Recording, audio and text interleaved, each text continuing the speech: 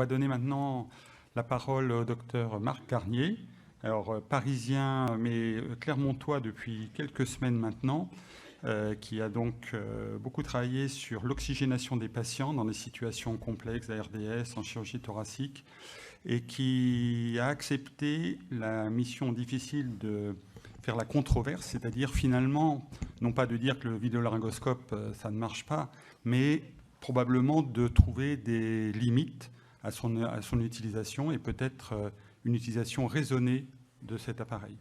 Cher Marc, tu as la parole. Merci beaucoup. Effectivement, le job n'est pas facile. Et puis alors, en plus, maintenant, je sais qu'il y a toute l'équipe de Montpellier dans la salle. Il devrait y avoir le nom sur à peu près toutes les diapos. Le job est encore plus difficile. Alors moi, on m'a demandé de tenir une position assez intenable, qui est de dire, est-ce qu'il faut faire de la vidéolaryngoscopie pour tous? Non. Alors je peux vous raconter en 2 secondes comment ça s'est fait. Quand au conseil scientifique, on a dit, tiens, ça serait bien de faire un débat là-dessus. Pour, oui, on va prendre quelqu'un de l'équipe d'Audrey et de Samir. Et puis contre, il y a eu un blanc. Puis j'ai eu la bêtise de dire, moi, je ne l'utilise pas tout le temps. Et là, on m'a dit, c'est pour ta pomme. J'ai mieux fait de me taire. Alors, je n'ai pas de lien d'intérêt, puisque moi, je n'ai pas publié sur la vidéolaryngoscopie.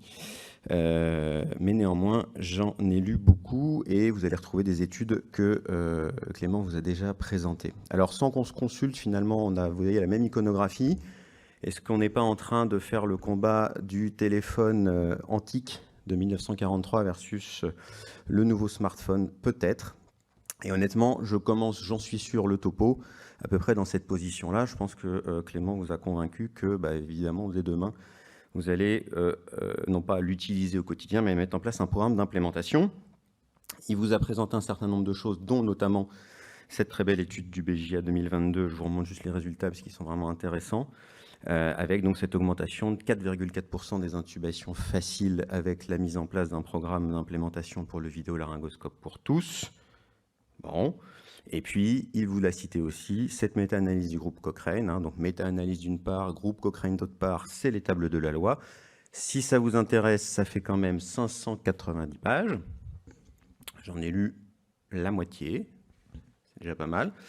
Et comme il vous l'a dit aussi, alors ça, vous voyez, c'est tout petit, on n'y voit rien, mais je grossis comme lui, c'est juste pour vous montrer la vidéolaryngoscopie versus la laryngoscopie directe quand on regarde tous les dispositifs de vidéolaryngoscopie, et qu'on regarde l'outcome d'intubation ratée, et bien effectivement, c'est en faveur de la vidéolaryngoscopie. Et vous avez vu derrière, il n'y a pas qu'une étude, je ne sais même plus combien il y en avait là-dessus, mais c'était tellement petit il y en a tellement, je veux dire, que c'est tellement petit qu'on n'arrive plus à lire.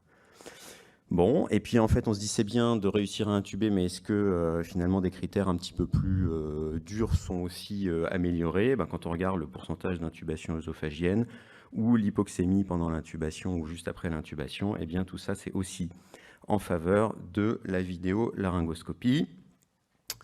Et donc dans les cordes, je passe à la bouche en sang. Et j'étais pas bien quand j'étais là, je vous avoue, je défends le contre, mais j'étais pas bien. Alors, moi, je sais pas si c'est une qualité ou un vice, mais quand je sais pas, je reviens à ce que je sais faire en tant que membre du comité des référentiels depuis maintenant de nombreuses années, et en fait, je reviens à la méthodologie. Désolé, on va en faire un peu ensemble, parce qu'en fait, je vais quand même vous montrer que tout ça, c'est super, mais c'est trop super, en fait.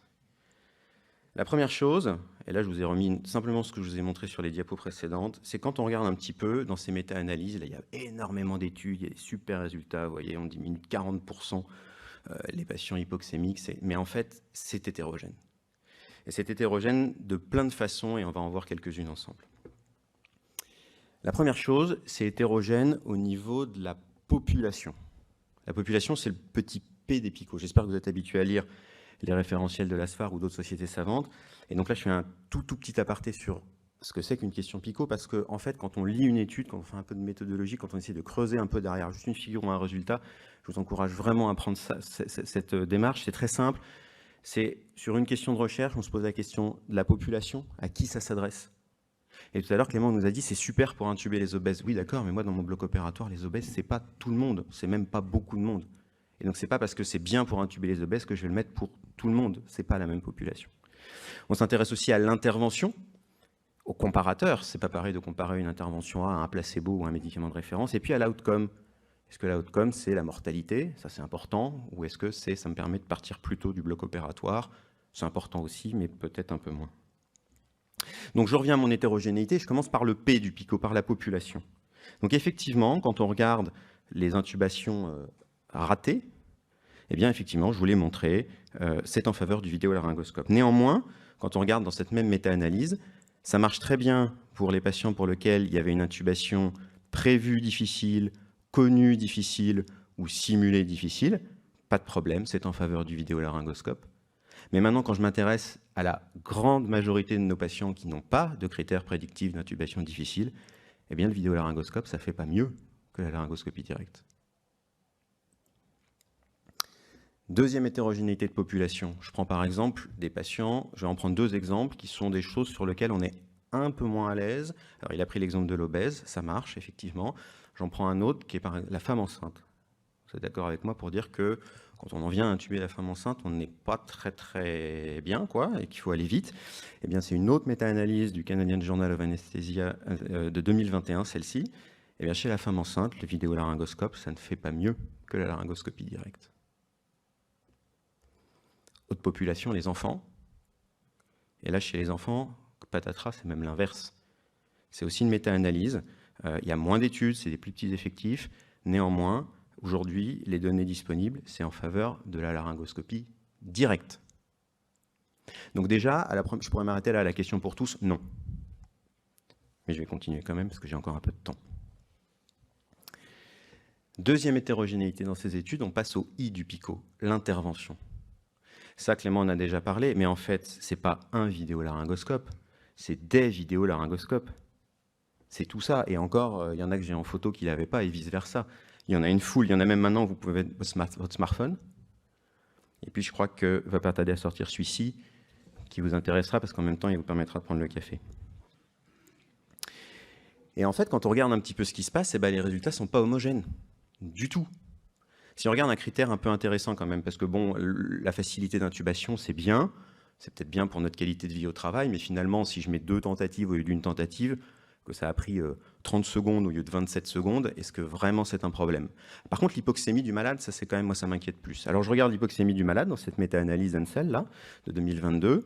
Si j'utilise un dispositif de vidéolaryngoscopie avec un canal dans lequel je glisse ma sonde d'intubation, pas de problème, ça réduit les hypoxémies, c'est vrai.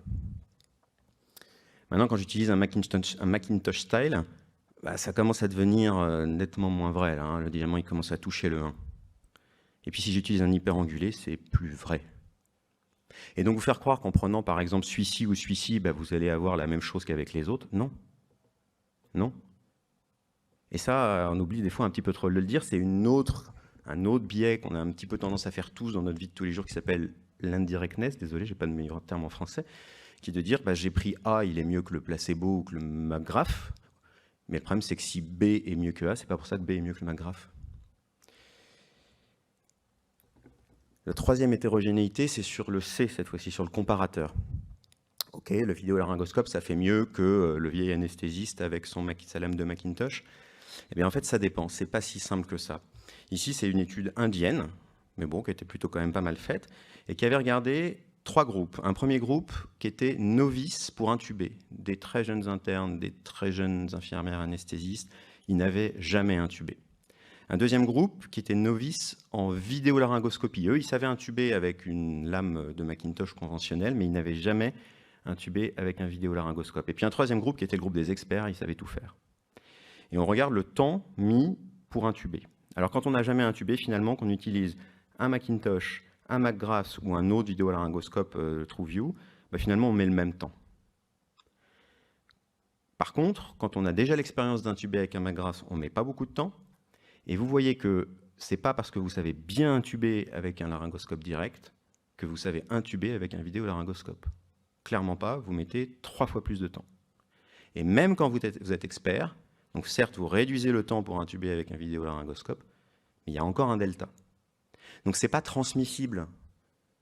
Si ça fait 20 ans que vous intubez avec un laryngoscope direct et une lame de Macintosh, demain, vous ne saurez pas intuber tout de suite d'emblée avec un vidéolaryngoscope et surtout avec les dispositifs notamment hyperangulés ou avec les dispositifs avec un canal. Et quand on regardait non pas le temps mais les échecs, eh bien, il y avait globalement la même chose. Quand on était novice, bon, on se plantait dans tous les cas, j'ai envie de dire.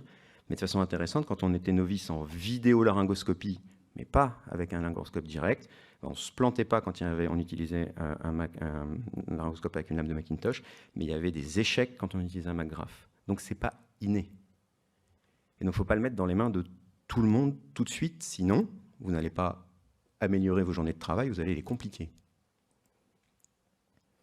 Et ça, la méta-analyse d'Ansel, elle le retrouvait aussi. Vous voyez, excusez du peu, il y a ici plus de 10 000 malades, ici plus de 2 000 malades. Quand on est expert, c'est bien, on a moins d'intubations ratées. Mais quand on est non-expert, ben là, c'est plus en faveur du vidéolaryngoscope. Donc attention, parce que quand on commence, on est tous non-experts, et moi, je prétends humblement l'être encore, non-expert du vidéolaryngoscope. Eh ben, c'est pas si évident que ça va m'apporter tous les jours, pour tous les malades, un bénéfice. Et donc ça revient à la question de la courbe d'apprentissage. Donc Clément vous a montré quelques études. Honnêtement, dire qu'après 5, on est expert, moi j'y crois pas. Avec le GlideScope, après 70, et ça a été précisé, finalement, au bout de 5 ans, on n'était toujours pas expert dans le bloc opératoire, qui est pourtant Montpellier, le bloc expert en France sur la thématique. Donc la courbe d'apprentissage, c'est important.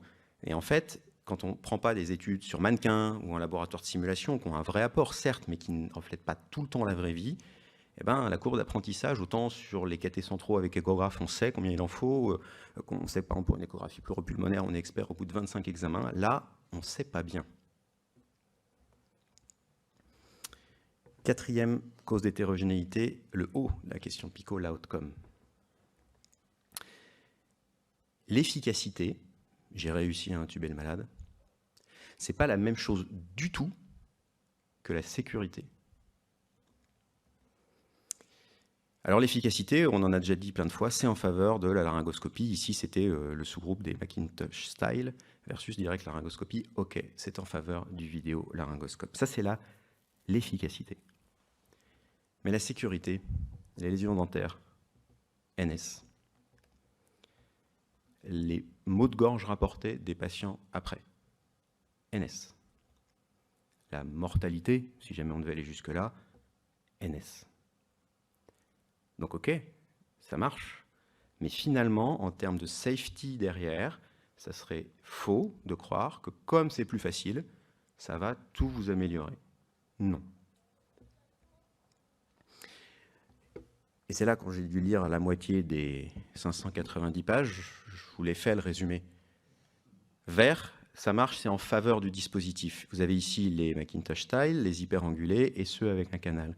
Et ici, les principaux outcomes pertinents rapportés dans la méta-analyse. Et vous voyez qu'il n'y a pas du vert partout du tout.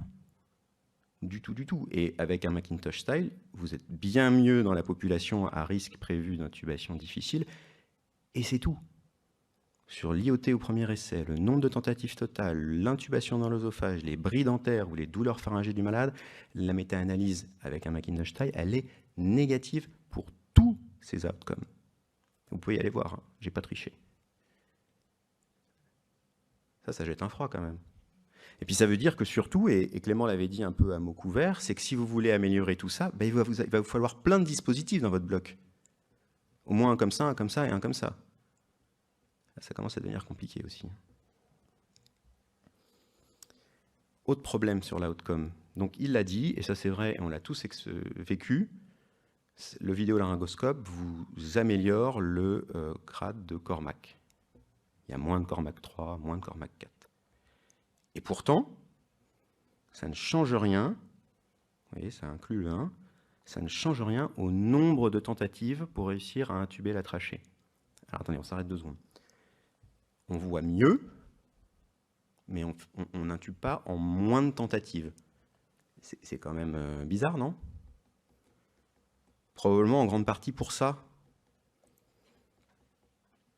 Ça, c'était il n'y a pas longtemps, j'ai fait cette vidéo-là. Donc on s'expose, c'est un infirmier anesthésiste très performant, qui a 15 ans d'ancienneté. Il voit bien, là, bon, il ne tire pas beaucoup, mais enfin, on a un beau Cormac, on va dire 1,5, un beau pogo. Et puis il y va, et ça ne rentre pas. Et ça, s'il y a quelqu'un qui me dit que ça lui est jamais arrivé ici, c'est que c'est lui le menteur. Honnêtement, beaucoup plus, dans mon expérience de non-expert, qu'avec un laryngoscope et une lame de Macintosh. Et je ne suis pas le seul parce que ça a été publié. Voir, c'est que voir. C'est pas encore mettre le truc dans la cible. Et ça, c'est une étude, par exemple, dans anesthésiologie. 300 patients, 150 randomisés au vidéolaryngoscope, 150 randomisés en laryngoscopie directe. Là, on va juste aller ici aux 11 échecs. C'est pas beaucoup, ok, hein, il y en a même moins que dans le groupe laryngoscopie directe. Je suis honnête, oui, il y a moins d'échecs. Néanmoins, sur ces 11 échecs sur 150, dans plus de la moitié des cas, c'est un Cormac 1. Et pourtant, on n'arrive pas à l'intuber. Et puis ce qui est intéressant, c'est que sur ces 11 échecs, dans 2 cas, finalement, on prend un laryngoscope direct et on y arrive. Je ne dis pas qu'il faut utiliser ça en premier, mais par contre, je dis qu'il ne faut du coup pas l'avoir jeté à la poubelle, son laryngoscope direct. Pour finir, on sort de la question PICO. Je ne peux pas m'empêcher de vous faire un petit focus sur la qualité des données de cette méta-analyse, qui est un travail colossal, 600 pages, plus de 200 études incluses, je ne sais même pas combien de temps ça leur a pris. C'est effectivement un travail phénoménal, je rejoins tout à fait Clément là-dessus. Donc ça, c'est vidéo-laryngoscope type Macintosh versus laryngoscopie directe sur les intubations échecs. On vous l'a déjà montré, c'est en faveur du vidéolaryngoscope. Ce sur quoi personne n'a insisté encore aujourd'hui, c'est cette colonne-là. Vous savez, ça, c'est des petits trucs de couleur pour rendre ça un peu plus sympa, les biais, trucs que... voilà. Il y en a du rouge et du jaune quand même, purée. Et puis surtout, la colonne C, là, qui est le blinding, l'aveugle des participants, ça d'accord, quand j'intube, c'est un peu difficile de m'avoir caché le dispositif. Par contre, D, qui est l'aveugle de celui qui regarde justement l'outcome, est-ce que le patient a mal à la gorge, est-ce qu'on lui a cassé des dents, est-ce que la personne qui va recueillir ça était en aveugle du dispositif utilisé? Aucune étude n'avait mis en aveugle l'évaluateur. Et puis je vous passe sur tout le orange qu'il y a aussi là, où on ne sait pas, où c'est pas clair. Donc globalement, on a mis plein d'études, on arrive à un résultat, mais la qualité méthodologique de ces études, sans parler de toute l'hétérogénéité dont je vous ai parlé, c'est pas non plus super. Et puis un autre point important, ça c'est ce qu'on appelle un funnel plot. C'est-à-dire ça, c'est une évaluation visuelle des études. Vous avez en bas ici, en abscisse, l'effet. Donc vous voyez qu'il y a beaucoup d'études dont le risque relatif est en dessous de 1. C'est mieux avec les vidéolaryngoscopes, quelques-unes au-dessus, où c'est pas clair, ou c'est mieux avec la laryngoscopie directe. Et puis en ordonnée, vous avez l'écart type, c'est-à-dire le fait d'être resserré ou non autour de l'effet. Et donc plus les études sont grosses, plus les écarts types sont petits, plus l'effet est précis, plus vous allez être en haut. Et plus l'écart type est grand, moins il y a d'effectifs, plus l'effet est incertain, plus vous allez être en bas. Et normalement, statistiquement, quand on prend des études, ça doit faire un triangle. C'est-à-dire qu'on doit avoir autant d'études de petits effectifs et de grands effectifs qui vont montrer qu'on est de part et d'autre de l'effet. Pas du 1, tout peut être efficace, mais en tout cas de part et d'autre de l'effet. Et là, si vous êtes comme moi, vous vous dites qu'il y a un trou par là quand même. Des études en défaveur, avec un risque relatif positif, en défaveur du vidéolaryngoscope, il semble y avoir un trou. D'ailleurs, les auteurs de la méta-analyse disent exactement ça. Ils nous disent l'inspection visuelle du funnel plot dit il y a peut-être un trou. Et puis en fait, ils disent non, ça va, il n'y a pas de biais de publication, il n'y en a pas qui n'ont pas été rapportés là parce que le P est à 0,07. D'accord. Enfin, c'est quand même pas très loin de 0,05 quand même. Donc je ne sais pas s'il n'y a pas tout un tas d'études négatives, surtout de petits effectifs, qui sont restés dans les placards et qui n'ont pas été publiées par les revues. Et c'est pour ça que dans cette méta-analyse sur plus de 200 études, le niveau de preuve, paradoxalement, il n'est pas très bon. Intubation ratée, modérée. Hypoxémie modérée. Au premier coup, bas. Très bas. Il y a des milliers de malades, des milliers et des milliers de malades, des centaines d'études, et en fait, le niveau de preuve, il est pas terrible. Donc ça risque de changer encore dans la suite. Et puis je finirai avec la pertinence des données. Et Dieu sait que je trouve ce travail admirable de l'équipe de Montpellier, mais forcément j'ai la position du contre, donc je vais être obligé de titiller un peu les chiffres, ne m'en voulez pas. Donc ça, il vous l'a déjà montré. OK, quand on fait une implémentation après, on augmente de 4,4% le pourcentage d'intubation facile. Enfin, on était à 95% au départ, quoi. Moi, je ne fais pas 100 malades par jour, donc pour gagner 4 malades, je ne sais pas tous les jours que ça va m'améliorer ma vie au bloc opératoire. Peut-être une fois par semaine, et encore. Je ne sais même pas si je fais 100 malades dans la semaine. Donc OK, clairement, ça améliore, mais quand on est déjà si élevé au départ, c'est super, quoi. L'autre truc qui est un petit peu surprenant, c'est qu'ils l'ont bien dit, on était sur la première phase finalement à 50-60% d'adhésion, puis ça finit par monter avec les derniers réfractaires qui s'y mettent. Alors même à Montpellier, on n'est pas à 100%, j'imagine qu'ils ont les noms mais qu'ils les tairont, ceux qui n'en font pas. Mais surtout, quand on passe de 50-55 à quasiment 100%, ben là, on ne gagne plus, quoi. C'est pas bizarre, ça? Il y a encore 40% de gens en plus qui s'y mettent, et là, quelque part, on plafonne. Alors vous allez me dire, on ne peut pas faire du mieux que 100, mais bon, ça veut dire que quand on est à la moitié qui en font, on est déjà peut-être finalement au top, quoi. Et puis vous vous souvenez de l'histoire de l'hôpital non compliant? Eux, ils n'en font pas du tout, hein. Ils n'ont pas envie, ou je sais pas. Et ça ne s'améliore pas. Effectivement, ça reste aux alentours de 90-91%. Mais moi, il y a un truc qui me chiffonne, c'est qu'on est à 90-91%. Donc quand je compare le taux de succès là, au premier coup dans cet hôpital-là et dans l'autre hôpital, ben, on a déjà 4% de différence. Et là, on n'a rien fait, hein, c'est simplement qu'il y a un hôpital qui fait 4% de plus. Alors ça veut dire quoi? Ça veut dire que quand on est dans un hôpital qui est vertueux, finalement, c'est plus facile. Et quand dans un hôpital un peu moins vertueux, tout est un peu plus dur, ou ça veut dire que, vous voyez, gagner 4% là, c'est exactement la même chose qu'entre deux hôpitaux, et pourtant, à part changer d'hôpital, ça va être dur à améliorer. Donc est-ce que finalement ce gain qui est significatif, qui j'imagine dans la vie de tous les... Mais 4%, est-ce qu'en vrai, quand on est déjà à 95%, est-ce que c'est relevant? Je ne sais pas, j'ai un petit doute. Dernière chose, et on l'avait abordé dans la discussion en disant, comme c'est plus facile, il y a moins d'effets secondaires, moins de liaisons traumatiques, etc. Ben ça, moi, j'attends de voir, hein, c'est pas sûr, la littérature, elle ne dit pas ça aujourd'hui. Déjà, je vous ai montré que ce n'est pas parce qu'on voyait mieux qu'on avait plus de succès pour intuber. Et ça, pour le coup, quasiment avec tous les dispositifs, quand vous regardez dans la méta-analyse, nombre de tentatives, c'est NS. Vous allez mettre le même nombre de tentatives. Rappelez-vous mon IA de Benoît, là, il voit bien, il a dû s'y reprendre à 3 fois, je ne vous ai pas mis la vidéo en entier, mais il a dû s'y reprendre à 3 fois pour glisser sur un Cormac 1. Finalement, quand on fait une laryngoscopie comme ça, je réponds aussi à la question de l'hémodynamique, bah, ça dure. Donc plus ça dure, je ne suis pas sûr qu'on ait un vrai gain hémodynamique, je ne suis pas sûr qu'il faille endormir moins le malade, et je ne suis pas sûr qu'on ait moins de lésions. Et ça, c'est un registre, hein. Bon, il y a quand même 13 147 intubations, ce n'est pas un petit registre, publié dans Laryngoscope en 2015. Et quand vous comparez laryngoscopie directe et vidéolaryngoscopie, alors on peut peut-être me dire que 2015, c'était le début, ils ont progressé. Enfin, en gros, ils avaient commencé, ils disaient dans l'étude, ils avaient commencé à la vidéolaryngoscopie en 2009. Donc ça faisait quand même déjà 4-5 ans qu'ils en faisaient, on peut dire qu'ils commençaient à devenir experts. Eh bien, 0,015% de lésions oropharyngées en laryngoscopie directe, versus plus de 10 fois plus, ça reste des tout petits pourcentages, mais 10 fois plus de lésions au vidéolaryngoscope, il est détaillé ici, et dans quasiment tous les cas, c'était des lésions à droite, du pilier ou de l'amygdale. Et ça, probablement, en tout cas dans mon bloc opératoire, encore une fois, je ne suis pas à Montpellier, je le regrette, mais en tout cas dans mon bloc, quand on donne un vidéolaryngoscope à quelqu'un qui est plutôt novice, qu'est-ce qu'il va faire? Il ne va pas intuber écran éteint pour faire croire qu'on peut faire la laryngoscopie directe. Hein. Il va y aller comme ça en regardant l'écran, en n'ouvrant pas la bouche, en inclinant mal la langue, et je pense qu'on aboutit à ça. Donc en conclusion, moi j'ai aucun problème pour dire qu'on peut mettre en première intention un vidéolaryngoscope, mais à 4 grandes réserves près. La première, c'est qu'il ne va pas vous falloir un seul dispositif. Sinon vous vous plantez, vous n'améliorerez pas tout avec un seul dispositif, et même dans le programme d'implémentation que nous a montré tout à l'heure mon prédécesseur, il y avait la possibilité d'avoir recours à un deuxième dispositif, puis après aux techniques alternatives. Donc il vous en faut plusieurs, et là on augmente, parce qu'on disait peut-être sur les coûts, sur le côté écolo, sur le machin, il vous faut la petite valise là. Et il faut vous former du coup à tout ce qui est dans la petite valise.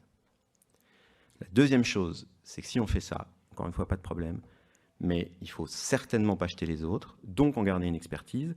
Je prendrai une autre analogie, ça ne vous viendrait pas à l'idée, surtout si vous êtes dans un bloc où il y a de l'ORL ou des choses comme ça, de vous dire « j'ai plus de fibro ». Ben, il ne faut pas dire « j'ai plus de Macintosh », moi je pense. La troisième chose, il ne faut pas oublier, je vous l'ai montré, qu'il faut se former, et ce n'est pas parce que vous avez 20 ans de pratique du laryngoscope direct de Macintosh que vous êtes tout de suite expert. Je vous ai montré, rappelez-vous l'étude indienne, ça ne se transmet pas. Il faut se reformer à ça, et donc il faut former tout le monde, y compris ceux qui ont 20 ans de maison. Et la quatrième écueil, c'est reconnaître qu'on n'est pas tous pareils, qu'on n'est pas tous performants pareils, et que du coup, eh ben, peut-être que quelqu'un va vous dire, moi, pas de problème, j'intube même après la formation avec un McGrath sans souci, et puis que quelqu'un d'autre se sentira peut-être moins à l'aise, ou sera même objectivement plus performant avec autre chose, et qu'il faut peut-être le laisser faire. Je rappelle qu'après la phase d'implémentation, même à Montpellier, il y a encore 10% de gens qui font avec autre chose. Donc je finis là-dessus. Intubation au bloc opératoire, est-ce qu'il faut faire une vidéolaryngoscopie pour tous? Non. Pas pour tous, pour beaucoup. Et je pense que du coup, on tombera d'accord avec mon prédécesseur et l'équipe de Montpellier au complet pour dire que, en fait, on dit la même chose. C'est très utile, très souvent, mais qu'il ne faut clairement pas perdre l'habitude du reste parce que ça nous sort de temps en temps de situations compliquées. Merci.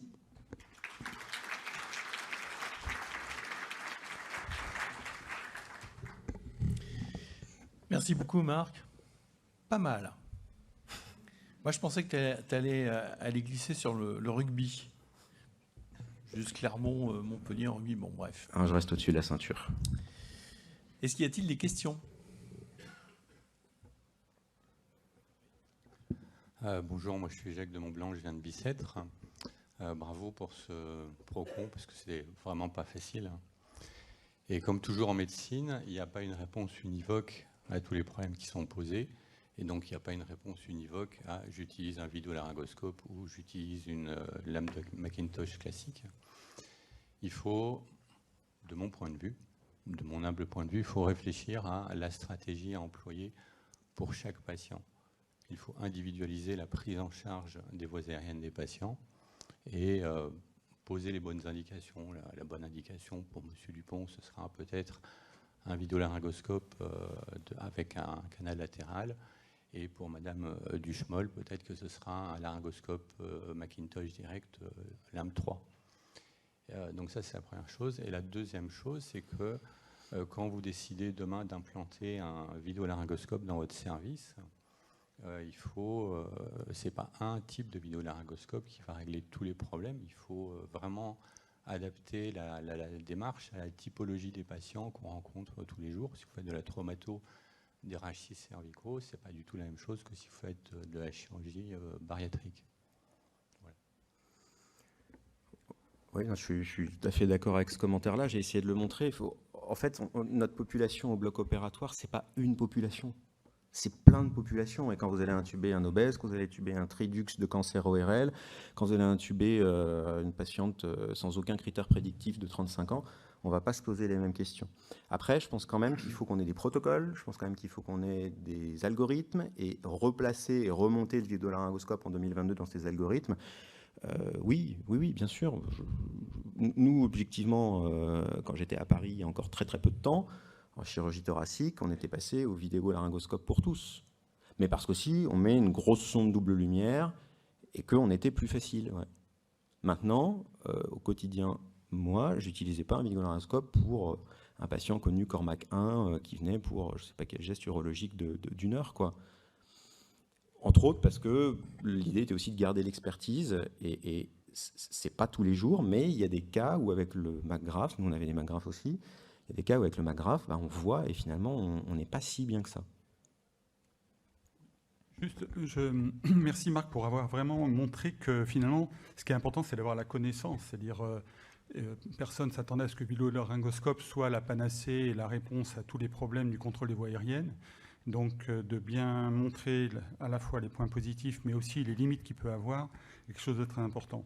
Une des limites qui pourrait arriver, c'est que finalement, on banalise l'intubation et que, à force de bien voir et de se dire que on gagne peut-être en facilité d'intubation, on soit moins vigilant quand l'intubation est potentiellement difficile et que donc toutes les mesures alternatives n'ont pas été envisagées, un petit peu dans le sens du commentaire qui vient d'être fait sur le fait qu'il faut bien s'adapter à chaque patient et que donc on banalise l'intubation en disant avec le vidéolaryngoscope, l'intubation est un geste qui est devenu facile.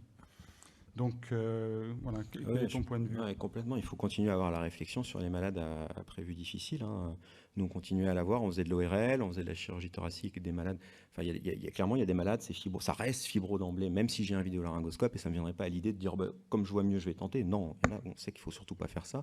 On avait aussi l'AirTrack, il y en avait certains malades qu'on devait intuber à l'AirTrack, et même en face-to-face, parce que ça avait déjà marché, et rien d'autre ne permettait de faire ça.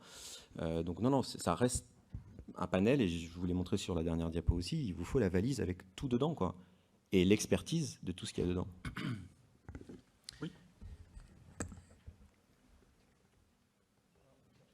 Bravo pour avoir montré que la formation était importante, c'est fondamental.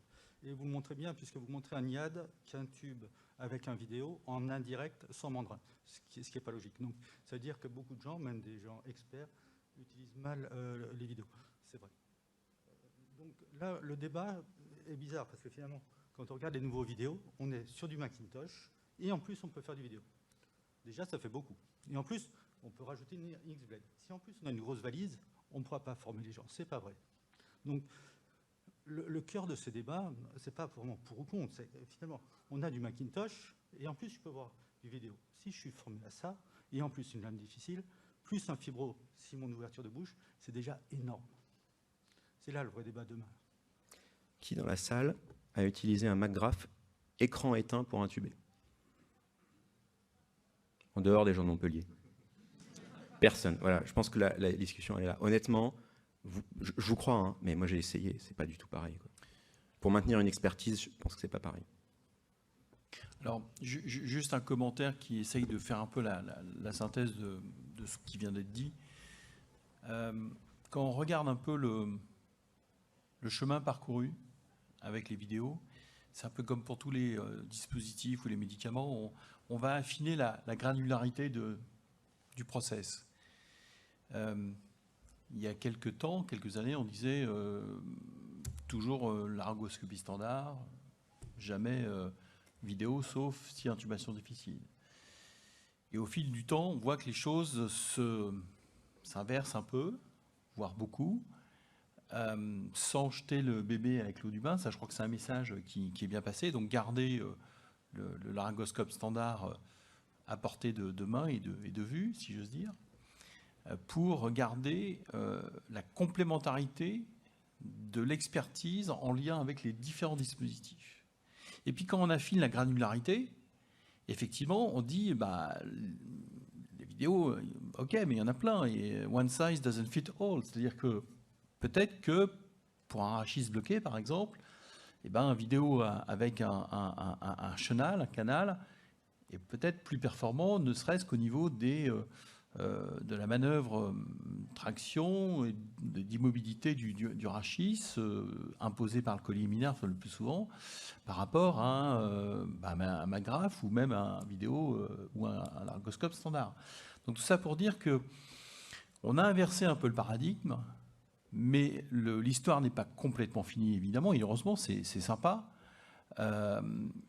Il faudra écrire la suite pour affiner, placer, raisonner et personnaliser ce qu'on fait en médecine, la prise en charge, le traitement et puis aussi le suivi. Donc c'est peut-être un petit peu comme ça qu'on peut voir l'évolution de l'histoire. Et avant de donner la parole à Jacques qui a levé le doigt, je voulais revenir sur le Cochrane. Donc effectivement, tu as lu 300 pages, c'est bien. Et c'est vrai, c'est parce que c'est pénible, on va dire les mots. Hein. Mais c'est aéré quand même comme présentation. Ça. Ouais. Et je m'adresse donc à l'expert en termes de méthodologie, puisque tu étais en charge notamment des comités des référentiels cliniques de l'ASFA. Ne penses-tu pas que dans la Cochrane aussi, il y a des études qui ont 1 an et puis d'autres qui ont 15 ans, on va faire, et que ça participe à l'hétérogénéité de ce que tu nous as montré sur la population, l'intervention et l'outcome. Donc, ne faut-il pas, pour justement continuer à évaluer et affiner ce que je disais, donc c'est une granularité, prendre des études d'à peu près de la même strate d'âge, en fixant peut-être de façon arbitraire à 5 ans et pas à 10 ans, quoi. Si, en fait, on dit que la méta-analyse, c'est le Graal. Mais en fait, une méta-analyse, ça ne peut pas dire ce que ça ne peut pas dire. C'est-à-dire que si vous prenez 10, 15, 200 études pleines de biais, la méta-analyse sera pleine de biais. Et des fois, et sur un autre sujet, on me présentait en disant que je travaillais sur l'oxygène. Effectivement, là, nous, on est en train de publier une méta-analyse actualisée sur l'oxygène périopératoire. Et notre conclusion, c'est qu'en fait, il faut arrêter de faire des méta-analyses sur le sujet, parce qu'il y a tellement d'études pourries que si on les met dedans, il n'y a rien qui sort. Si on ne les met pas, les reviewers vous disent que vous en avez oublié. Et finalement, un beau RCT bien fait, avec une question pico précise et qui répond à ma pratique, mais c'est mieux qu'une méta-analyse en niveau de preuve. Et donc, cette méta-analyse, ok, elle est énormément d'études 2022, mais comme je vous l'ai montré, ça ne sera jamais la population que vous avez en face. Dans cette méta-analyse, il n'y a pas, si je dis de bêtises, en tout cas dans les 300 pages que j'ai lues, le sous-groupe des obèses, par exemple. Alors que clairement, chez l'obèse, oui, pour mettre un bronchocate en ventilation unipulmonaire, oui, on utilise nous aussi ça, parce que... Mais, donc, vous voyez, il faut raisonner, et quand vous lisez l'étude, c'est pour ça que je fais un tout petit flash sur le PICO, là, c'est est-ce que finalement, ce que j'ai lu s'applique à la fois en termes de, est-ce que c'est le même patient? Est-ce que c'est le même vidéolaryngoscope? Est-ce que c'est le même comparateur en termes de qui le tient, l'expérience, etc. Et est-ce que l'outcome qu'ils ont regardé, c'est celui que moi je veux faire? Vous voyez, finalement, ça rétrécit énormément les réponses qu'apporte la littérature. Et de la même façon que oui, peut-être qu'à un moment, il va falloir se débarrasser des études où quand les gens n'en avaient pas l'expertise, ou quand c'était les premières générations de dispositifs, ou etc. Mais il va falloir ne plus les prendre peut-être, oui, bien sûr.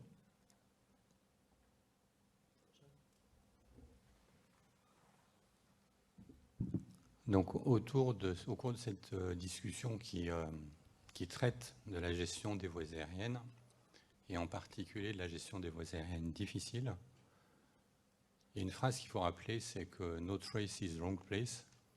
C'est-à-dire que si on est en situation de difficulté, avec le meilleur expert du monde, le meilleur vidéolaryngoscope du monde, s'il n'y a pas de capno, ça ne fonctionne pas.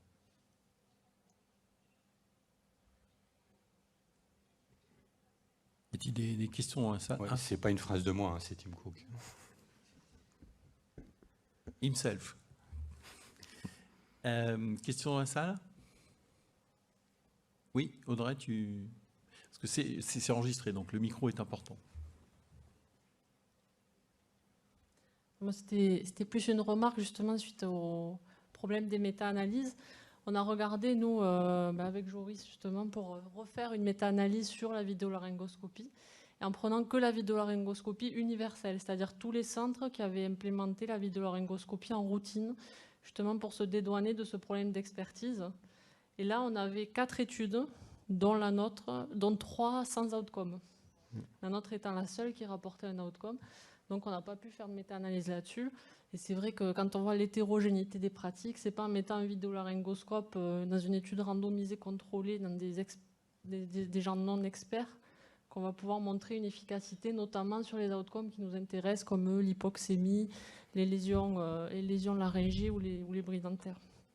Ensuite, juste par rapport aux différences de succès à la première tentative entre les deux centres avant implémentation, c'est tout simplement parce que l'autre centre avait que des lampes plastiques et nous on n'avait que des lampes métal. Voilà. Donc on est tous les mêmes opérateurs, on a tous été formés pareil, on retrouve les classiques différences lampes plastiques, lampes métal.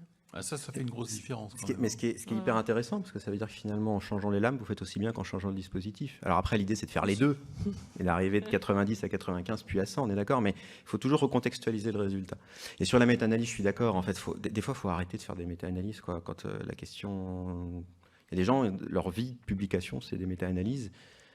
Cochrane, c'est sa raison d'être, la méta-analyse, mais des fois, la question, faut arrêter... Enfin, c'est pas pertinent, quoi. Et le 4% supplémentaire, en fait, ça correspond à l'intubation difficile non prévue. Donc, c'est tout ce qu'on peut gagner. Voilà. Non, c'est ce que j'imaginais bien que quand on arrive déjà à 98%, on ne peut pas aller au-delà en termes de performance, quoi. Il restera toujours des malades inintubables ou très difficilement intubables, je suis d'accord. Et puis c'est vrai que sur le fait de banaliser l'intubation, c'est maintenant une remarque qu'on a régulièrement de la part des IA, des médecins anesthésistes, qui nous disent on ne s'amuse plus, quoi. C'est devenu trop facile. Il y a même une IAD qui m'a dit je suis contente de partir à la retraite parce qu'avant je me sentais utile et maintenant n'importe qui peut intuber avec le vidéolaryngoscope. Donc c'est vrai qu'effectivement la banalisation est un risque qu'il ne faut pas rentrer parce qu'il y a toujours des patients, bien sûr, très très rarement où on va avoir besoin d'autres choses. C'est une procédure banale qu'il ne faut pas banaliser. Ça peut faire partie effectivement des résistances au changement, de dire moi je suis devenu expert avec une technique et donc finalement c'est pas la peine de changer, c'est pas la peine de changer. Quand on est un très bon anesthésiste ou une très bonne IAD, finalement on sait très bien intuber avec un laryngoscope direct, donc j'ai pas besoin de changer de technique. Oui, questions ou commentaires? On a même des IAD et même des médecins qui ont été déstabilisés. Au début, non, ça fait rire parce qu'effectivement, on n'utilise pas de mandrin, on n'y arrive pas. Donc les experts sont contents, ça ne marche pas. Et après, quand on sait utiliser cette technique, tous les vidéos laryngoscopes universels, que ce soit le CEMAC, que ce soit l'APA, que ce soit le MAGRAS, il y a encore 5 Chinois qui arrivent, qui ont coupé parce que c'est absolument génial de simplicité. Ça nous met en défaut. Pourquoi? Parce qu'on met pas 5 ans, on met 7 ans, voire 10 ans à être expert en Macintosh. Là, on voit des jeunes qui vont balayer des cadors, des mares, des trucs. Et on perd un peu en expertise. Mais c'est plus une perte, une vexation personnelle. Après, on gagne en sécurité. Pourquoi? Parce que les 4%, c'est pas beaucoup, 4%. Mais c'est toute l'intubation difficile non prévue. Et c'est là où on a peur. Quand c'est prévu, c'est facile. On sort le fibron, on est tranquille. Quand c'est imprévu, si on n'a pas d'emblée le bon outil, on perd du temps. Et surtout chez les EBS, ça a bien été dit, mais je pense aussi chez les enfants et aussi chez les femmes enceintes. Après, c'est une question d'expertise, de grandeur de taille, d'échantillon, etc., et de formation. Oui, c'est vraiment une question d'expertise. Vous avez tout à l'heure évoqué fait. le préhospitalier en disant bah, c'est encore plus difficile d'intuber dans un véhicule incarcéré. Aujourd'hui, attention, la littérature montre l'inverse. Hein. Dans les mains d'urgentistes, etc. Voilà. Donc, en fait, peut-être parce que c'est des vieilles études, mais aujourd'hui, c'est pas clair. Que ce soit la pédiatrie, que ce soit la femme enceinte, que ce soit les urgences, voire même la réanimation, ce sont des chapelles un peu des périphériques, parce qu'on intube finalement pas tant souvent. Et c'est plus dur de changer les habitudes, c'est plus dur de former les gens. C'est pour ça qu'il faut être prudent, mais surtout former, reformer, et donner les vidéos d'emblée. Je pense qu'on formera mieux les gens, c'est personnel. Merci beaucoup. Je crois qu'on approche de la fin. Alors d'abord, merci et félicitations aux orateurs. Et le nom a été extrêmement bien défendu par Marc, et on ne peut que le remercier. Et puis pour dire que l'histoire n'est pas finie, qu'on est tous en train d'écrire des pages et des chapitres, et qu'on voit que la vidéo est bien... par rapport à la laryngoscopie standard, se positionne de plus en plus fréquemment dans notre pratique, qu'il y a différents types de vidéos et que chacun peut avoir une niche. Et puis ce que je retiendrai aussi surtout avec l'exemple de Montpellier, c'est que tout ça est en fait un travail d'équipe, donc une formalisation institutionnelle, avec aussi au sein de ce travail d'équipe une démarche personnelle, au sein de l'équipe bien sûr. Et dans la sécurité du contrôle des voies aériennes, ce n'est pas l'individu qui va renverser la donne, c'est l'équipe, les process. Et partager les joies et les peines et les leçons sont extrêmement importants pour améliorer la prise en charge de nos patients. Voilà, mais écoutez, on est ravis de vous avoir eu avec Emmanuel Samin dans cette session passionnante. Et on vous invite à aborder les autres sessions dans ce très très beau congrès de l'ASFAR 2022. Merci à toutes et tous. Merci à tous et aux orateurs.